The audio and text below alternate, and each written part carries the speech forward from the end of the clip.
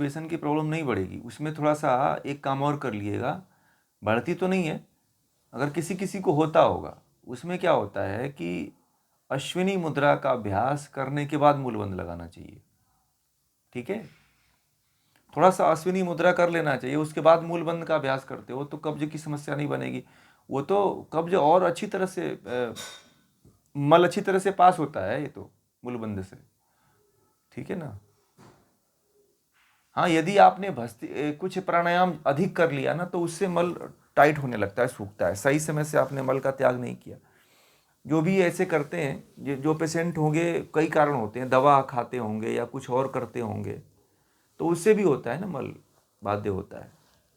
या भोजन उनका उस तरह का नहीं रहा होगा ना, ड्राई भोजन लेते होंगे तो वो तो फिर कब्ज बनाएगा।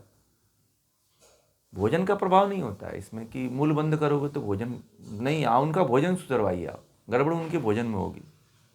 ठीक है, परंतु इनका तो कोई प्रभाव नहीं पड़ता, हम तो करते हैं और लगभग हम सभी तरह के भोजन करते हैं, तो उसमें कभी कब्ज की ऐसी समस्या तो नहीं आती है कि इससे कब्ज हो जाता है। अब जैसे कि कब्ज तब होता है, हाँ, पानी यदि कम पीते हो तो इससे होता है, ये तो है। तो देखिए ठंडियों में क्या करना चाहिए ना, पानी यदि कम पीते हैं आप तो गन्ना चूसा करिए। ठीक है, सर्दियों में पानी की पूर्ति कौन करता है? गन्ना करता है, गन्ना चूसा करिए, आजकल गन्ने मिलते हैं। तो ठंडी के मौसम में पानी की पूर्ति करने के लिए सबसे अच्छा क्या होता है? गन्ना। तो मीठा भी होता है और मज़ा भी आता है।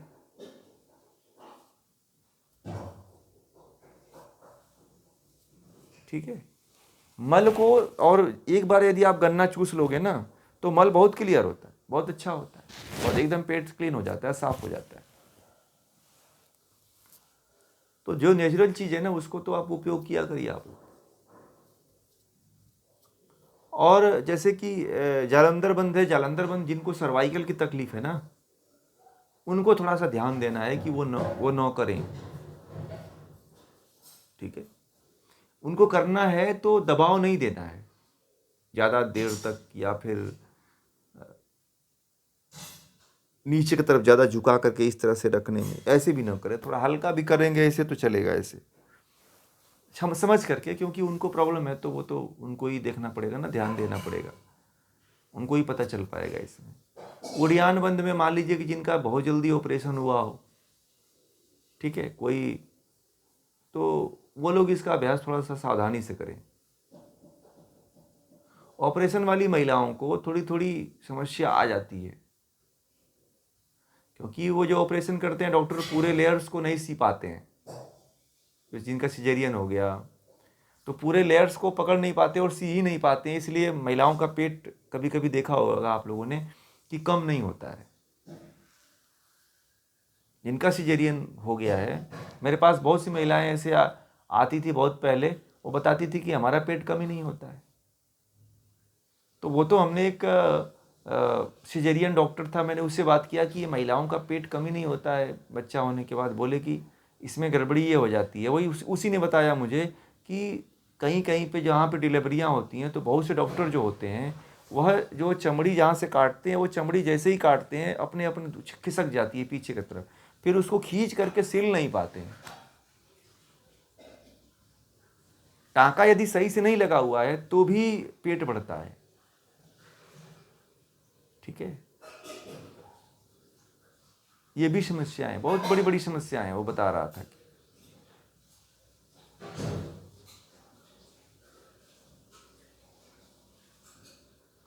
और ये पूरी समस्या औरतों को झेलना पड़ता है, महिलाओं को झेलना पड़ता है, ये जीवन भर उनके दर्द रहेगा, पीड़ा रहेगी, समस्या बनी रहती है, कमर दर्द बना रहता है, इसी कारण होता है। तो जब सिजेरियन किसी महिला की हो तो उसको डॉक्टर से पहले बात कर लेना चाहिए। और दूसरी बात, जब सिजेरियन होता है ना तो सिजेरियन के समय में क्या करता है डॉक्टर, जैसे ही बच्चा को निकालता है वैसे ही बच्चे की नाल काट देता है।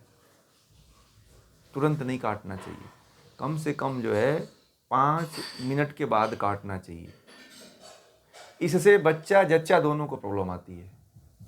ठीक है, यदि बच्चे को कर दिया तो बच्चा कभी कभी तो कोमा में चला जाता है, कभी बेहोश हो जाता है, कभी उसकी आवाज़ चली जाती है, और यदि महिला को तुरंत काटा जाता है तो महिलाओं को वात की बीमारी हो जाती है,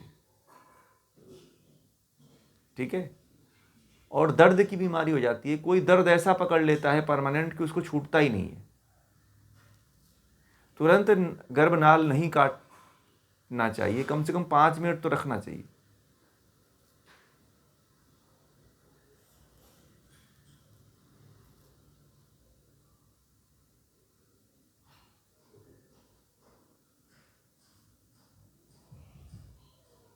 ये समस्या होती है, समझिए कि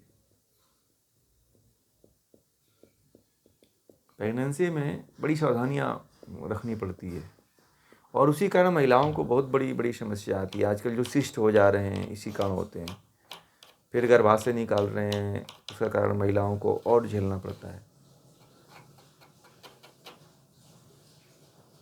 उद्यान बंद फायदेमंद होता है, परंतु 6 महीने, 1 साल, 1.5 साल बाद ही करें, 2 साल बाद ही करें तो अच्छा रहता है। और पूरी तरह से परिपक्व नहीं हुआ है उस महिला को कभी उद्यान बंद मत लगवाइए, ठीक है।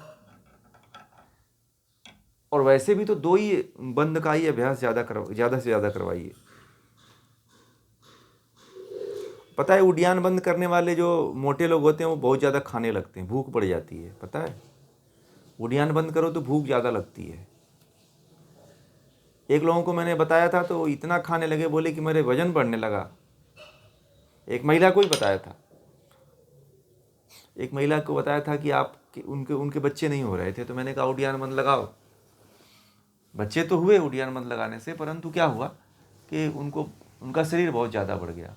बोले कि इतना भूख लगता है, इतना भूख लगता है कि हर 2 घंटे में भूख लग जाती है और मुझे खाना पड़ता है। क्या करें, रुक ही नहीं पाता हूँ, अपने आप को रोक ही नहीं पाता हूँ। तो मैंने कहा उद्यान बंद कर दो। 1 महीना उन्होंने बंद किया, बोले कि अब भूख नहीं लगती है। तो किसी किसी पे हर तरह का असर होता है, किसी किसी पे असर नहीं होता है उद्यान बंद का, ठीक है ना। और कोई प्रश्न है?